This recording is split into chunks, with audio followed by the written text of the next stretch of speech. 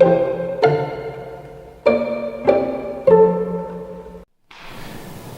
and welcome to Truth in the Buff. I'm Trevor with our host, Buff Perry. Buff is taking us down the path of the Code of Codes today. Buff, the floor is all yours. Hello and welcome. Thank you, Trev. I want to first apologize. I'm going to be reading virtually all of what it is I'm going to be presenting. Normally, I like to off the cuff when I'm giving a presentation, especially when it's a decode.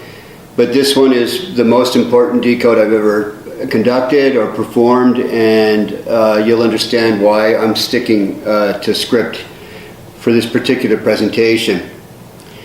This film précis both introduces a feature film that will follow and is a manifesto of sorts with vetted evidence of the actual secret society that has been otherwise touted as being the bogus Priory of Sion and the Illuminati.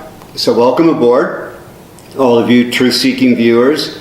Take a breath, a deep one, and ready yourselves for the confirmation of your greatest fears, and I trust fulfillment of some longings you might not have even known you had. This will be my greatest decode, a decipherment of what has been in your lives and in your faces. All along you knew it was there, you just didn't know what it was or is. For greater understanding of what it is, know that it has everything to do with the meaning of the word crescent and the covert order that goes by the same name. The true meaning and origin of the word crescent comes from the present participle of the Latin verb crescere or crescere, meaning to grow, to thrive, waxing, or increasing, as with the waxing moon. Luna crescens. In general, crescent means to bring forth, create, like light from the darkness, or darkness from the light. From its very beginnings, the order of the crescent's mandate was to grow like the light from an ever-increasing fire, as if it were a fire that knew when to extinguish its illumination, the enlightening glow each time it made itself vulnerable by too much exposure to darkness. And so ironically, it used darkness as its shield. The Illuminati was to seek protection from its own afterglow and found sanctuary in the shadows of a number of secret societies. But this order of orders, with its code of codes, remained and remains the order of the Crescent, boldly emerging almost as if it wanted to be identified and recorded loud and proud in history. In the case of Leonardo da Vinci, the crescent reaches from his unfinished 1481 painting, The Adoration of the Magi, like a parabolic arched bridge across approximately 20 years of the churning waters of his life, to the Mona Lisa, in which every line is said by the experts to be based on a parabolic crescent. Not a single line in the Mona Lisa isn't destined, if followed through, to become a parabolic crescent. But this manifesto isn't all about Leonardo. By way of said parabolic arched bridge, let's span the time from the greatest genius humanity has ever produced to the man Fox Cable News calls, quote, the world's most dangerous man. My employer, when I was 21 years old and suspected Illuminati member Maurice Strong, both of whom make outstanding Order of the Crescent candidates or bona fide members. Here's Maurice himself talking about his suspected link. Quote, maybe someone I know had a connection with it, the Illuminati, but I certainly don't have any relationship with it, stated Maurice Strong, after Glenn Beck dubbed him the world's most dangerous man. Beck's hour-long special by the same title, The World's Most Dangerous Man, aired on Fox Cable News Network May 12, 2010, and was followed the same year by the interview in The Guardian from which I drew Strong's quote. He is believed by many conspiracy theorists, including Glenn Beck, to be a key principle in an Illuminati cabal they think rules the world today. Before he died on November 27, 2015, Maurice Strong had indeed been the chief environmental advisor to Secretaries General of the United Nations, to US presidents and Canadian prime ministers, to the government of China, and was the founder of Petro-Canada, a Canadian oil and gas company, as well as having had a seat at the tables in several boardrooms of some of the world's largest corporations. He is rumored to have been a billionaire, but this is doubtful and certainly not proven. In short, he is a perfect candidate for membership in the real Illuminati, a misnomer title of what is in actuality the age-old Order of the Crescent. And for the purpose of full disclosure, it is a fact that he hired me after an interview in Ottawa in 1969 when I was 21, just after he formed CIDA, the Canadian International Development Agency, and its subset CUSO, the Canadian University Services Overseas, which is the equivalent to the American Peace Corps, in which I proceeded to serve as the executive assistant to CUSO's medical director, Dr. Ed Reagan. Needless to say, Maurice Strong was strong enough to make Glenn Beck go into hiding and wise enough to hire me. This film précis serves to introduce the feature film that will go into pre-production later this year. What is not fully treated in this short film presentation, or film précis, will be in the feature film it serves to introduce. For example, as revealed by infrared technology, the documentary will reveal a lotus-crowned column hidden in the back painting, now concealed by a bitumen paint over found in Leonardo da Vinci's early masterpiece, The Adoration of the Magi. If completed, it would have looked like the lotus-crowned pillars found on the tarot card number 2, called the High Priestess. A card that displays a variety of crescent moons. One sometimes rests on its arch on top of the headpiece of the goddess's head, depending on the deck. Another can be suspended to the right of the headpiece, facing east upright, and yet another can be found at her feet. It is noteworthy that less than a century after Leonardo da Vinci died, the Jesuit Athanasius Kircher held this tarot card number 2 to be the key to sacred alphabets or forms of writing, including Arabic, Hebrew, and some others. As you will see in this film précis, and/or its feature film following it, the priestess is usually seated between 2 lotus-crowned columns, and that, according to the very early Jesuit priest Athanasius Kircher, corresponds exactly with the Hebrew alphabet and Kabbalistic Sephirot. The second letter in the Hebrew and Arabic scripts is the B, or Beit, meaning house.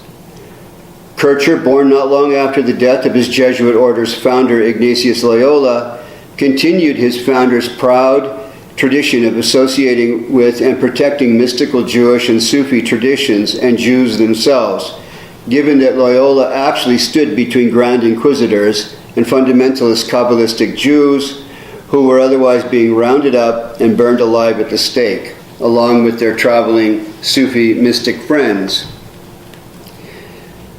While this film précis heralds Leonardo da Vinci into the upper echelon of the Order of the Crescent as being arguably its greatest exemplar and transmitter of all time, it is not focused centrally on him, but on the vehicle of the Code of Codes' purpose, its activities, and its passage through time. That vehicle, by verification and abundant evidence proffered herein, is the secret society that on record is by name repeatedly referred to as the Order of the Crescent. And thanks particularly to Dr. Jerry Polanski, one of the executive producers of this short film précis, we are able to bring you this glimpse of what is to come, consisting of a feature film expose like none you'll have ever seen or will ever see again. To date, we've received three offers by potential executive producers to create and/or provide the income stream necessary to create and produce the kind of documentary venue this decode requires.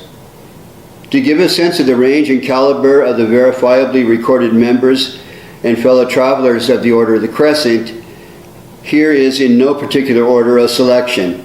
Ottoman Sultan Selim III, René d'Anjou, Duke of Milan Ludovico Sforza, also called Il Moro, and his father Francesco, Leonardo da Vinci, the Sulpician Jesuit and Augustinian orders of the Catholic Church, Admiral Horatio Nelson, Louis David Rial through Bishop Bourget, Mustafa Kemal Ataturk, Kings Sargon I and II, Amerigo Vespucci, Thomas the Doubter, and so many others. Leonardo da Vinci, a center pivot, icon, and exemplar of the Code of Codes, the Adoration of the Magi. In 1481, when Leonardo was 29 years old, he was commissioned by the Augustinian monks of San Donato a Scopeto to paint the Adoration of the Magi. Within the last decade, infrared diagnostic investigations conducted by one of the top Leonardo scholars, Maurizio Serracini, show underdrawings invisible to the naked eye, as they were later and purposefully hidden by someone who painted a brown bitumen pigment brushed onto the painting to hide, among other things, an elephant and a lotus-topped pillar.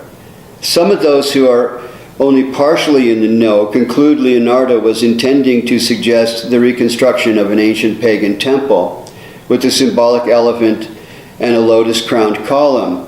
However, the lotus-crowned pillar also happens to be the way the ancient goddess Venus, first named Inanna, was depicted in the Dilmun writing form. And virtually everywhere on Earth where you find a lotus in its native habitat, you are likely to be in a general extended area where elephants are also generally naturally found. Besides, it was and remains a general urban myth that the three magi rode elephants to the nativity scene of baby Jesus. Study for a moment this inscription right here, showing a clear pillar above which is a crescent moon, and above that an 8-petaled lotus, the pillar making the lowermost 8th petal, looking much like a sun with rays. I am published back-to-back in the same journal with the scholar who decoded these symbols 500 years after Leonardo was born, decoded, that is, for the public domain. The discovery and translation of the ancient Dilmun depiction of the goddess Inanna by my colleague Professor Ali Akbar Boshiri shows the columnar pillar lotus and crescent atop a pillar. Leonardo painted just such a column cresting with a crescent and star lotus in the underpainting of the Adoration of the Magi. Now, how do you think Leonardo knew the connection of this 5,000-year-old undiscovered, supposedly undeciphered Dilmun Sumerian pillar cartouche of Inanna before it was deciphered by Dr. Bashiri less than 3 decades ago? I should say 4,000 years old in this case of the example I just showed. There's only one possible way. And to think this particular example was discovered in 1989 on Shawnee Creek, Oklahoma, and yet it dates to over 4,000 years ago. Earlier than this 1989 discovery, similar sets of symbols have been found several times in the ruins of the Mesopotamia, Persian Gulf region, but their Dilmun origins and translation were not fully provided until Dr. Bashiri deciphered the Dilmun script construction code. The mystifying elements in the overpainting of the Adoration of the Magi, all intrinsic to the symbols of the underpainting, are these. The self-portrait of Leonardo you see when facing the painting in the lower right-hand corner. And I've got some examples of that here that we can sort of quickly have a look at, and you'll see them in a different manner as this progresses. Leonardo is in this corner of Adoration of the Magi.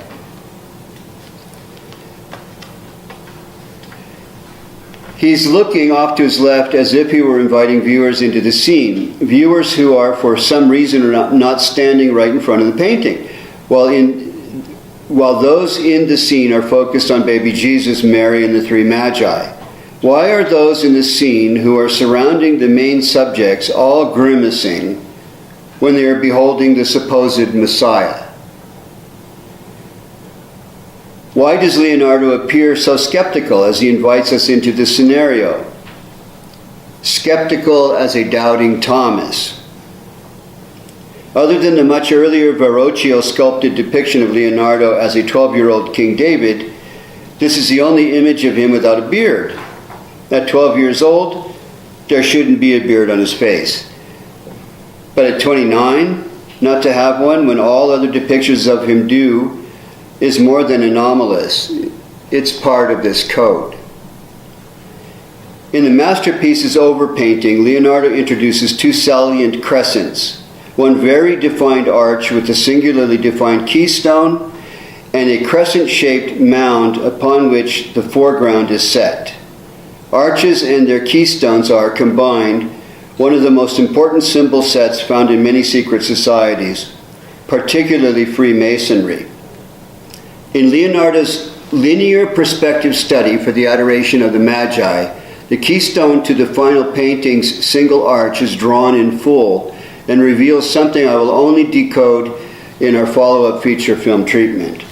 As for the mound, it is perfectly parallel to the ancient deity creation mound, usually referred to as Kor, found in the equally ancient Mesopotamian, Persian Gulf, and Egyptian mythologies, written in the Dilmun and Sumerian writings.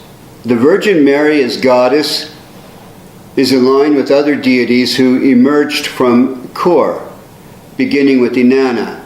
It would take an ancient secret society to enable this creation myth to be transmitted for perhaps upwards of 6,000 years, but provably for 4,500 years. And the exact location of the beginning of this necessary secret society, Vector, would have to be an ancient entrepot, where peoples deposited or warehoused their goods for subsequent distribution and sales. An entrepot is best defined as a center to which goods are delivered for export and import, and for collection and subsequent distribution. The specific entrepot responsible for the genesis of the Order of the Crescent will be detailed in the feature film following this film pricing. But suffice it to state, it is in the region of particularly Qatar and Bahrain, as featured in Qatar's Sheikh Faisal bin Qasim Al Thani Museum in Qatar, west of Doha. Just north of those entrepots, there were two famous kings, both named Sargon. Sargon of Akkad reigned from 2334 to 2279 BC, and Sargon II of Assyria reigned from 721 to 705 BC, who reigned well over 1,500 years apart, and yet used the same entrepots of Nituki Kor, which is Bahrain today, and Qatar, and the same secret society type encryption code that has now been fully deciphered. It is one of the encryption codes used across the millennia by the Order of the Crescent. These two Akkadian and Assyrian kings provide the first known roots in their mutual nexus of this particular code, and of Inanna the goddess, by any other name, as their principal deity foundation. The goddess Inanna continuum morphs into Ishtar, then Astarte, then Aphrodite, and finally into Venus. And in her continuum traveling along the South Mediterranean coast, she morphs into Hathor and Tanit, also known as Tanith, also known as Tanis, after whom Tunis and Tunisia are named. The Order of the Crescent travels with this continuum, mutual code, and Nituki Kor mythology. Inanna, like Venus, is associated with the lotus and the eight-pointed star or octagon, and bitumen is the magical source of light generated from darkness from the beginning of the Order of the Crescent and Kor, or Nituki Kor, to contemporary times. As Nituki Kor, translated from Dilmun Sumerian, means the holy mount on the island of burning bitumen. Let there be no doubt, Leonardo chose bitumen, also known as tar, crude tar sand, oil sand, raw asphalt, etc., for shading in the Adoration of the Magi. And so did the mysterious person who painted over the back paintings of the elephant and lotus crown column. Why? When there are other superior pigments available, and with which to serve the purpose of shading and darkening in general. Was there something about the meaning of bitumen, perhaps given that it is composed in millions of years of decomposing life, and therefore the sense of the spirit of accumulated and compressed life itself, and that in the greater overarching meaning of chiaroscuro, the meaning of this shading technique is described just below, Leonardo was compelled to paint, so to speak, with a philosophy and spirituality palette of pigments, even if they were inferior to what was available to Leonardo at the time. Nicolas Poussin certainly did when he painted for the Jesuits in France and Italy upon Leonardo's legacy. Around 2,000 years ago, Pliny identified something called bitumen candidum, meaning white bitumen. Leonardo studied the ancient philosopher Pliny. Leonardo also used black bitumen as pigment extensively. Black and white bitumen pigments go directly to a whole philosophy made into a religion called Zoroastrianism. And before Zoroastrianism, it was called Zervanism. And after Zoroastrianism, it was called Manichaeism. And while we're on this subject, here's what the president of the Federation of Zoroastrian Associations in North America has to say about this decode. Quote, "You have indeed done some groundbreaking research on this subject. I am certain that this subject will gain much attention." He stated this September 22nd, 2015 in an email. And then on November 11th, 2015, he wrote or emailed, "I see an opportunity coming up which is very likely." President of the Federation of Zoroastrian Associations in North America. And so is it a coincidence that Maurice Strong at one and the same time was busy addressing the world's most pressing environmental concerns, while at the same time being knee-deep in the environment-destroying bitumen about which his corporate portfolio had so much to do? This polarity and its chiaroscuro and sfumato fusion is a major component to this code of codes decipherment and to the order of the Crescent. Allow me to define and explain.